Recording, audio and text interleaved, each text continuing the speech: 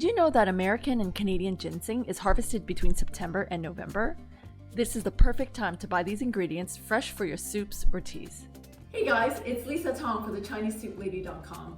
Today we're making an American or Canadian ginseng Chinese soup. What you'll need for this soup is your Canadian or American ginseng, which are similar. They're the white ginseng roots versus their red Korean counterparts. And your herbal base of dried red dates, make sure they're pitted, dried scallops, dried wolfberries or goji berries, dried Chinese yam, and dried dragon eye or longan.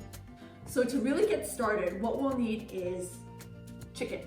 Any type of chicken. I've gone with chicken thighs today because I'm using a smaller pot and I want to make a really condensed soup. But using a whole chicken, the chicken carcass, the bones, anything of chicken is best. Sometimes the Chinese will also add pork shank into a soup of this nature. I've not put that today. What I love about Canadian or American ginseng is that it's nourishing and replenishing to the yin qi. In that, unlike its Korean counterpart, it's cooling, slightly bitter, and a little bit sweet. This soup is really good for addressing restlessness, helping you sleep, and helping you get settled. That's what replenishing the yin is all about. For double boiled soups or long boils with more Chinese herbs, use a ceramic or glass pot so the taste is clean since it is boiling in it for a long time.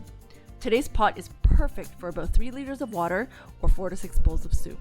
Start boiling a separate pot of water to blanch your chicken in. This will remove bones, extra blood, and fat from the meat. Boil the meat on high heat for 5 minutes. Once your soup pot boils, transfer the meat to your soup pot and add all the ingredients together. Set this on high heat and let it boil up for 30 minutes covered. After this, you'll want to reduce the heat to a low simmer so that it's still bubbling, but only barely, and let it boil for 2 to 3 hours.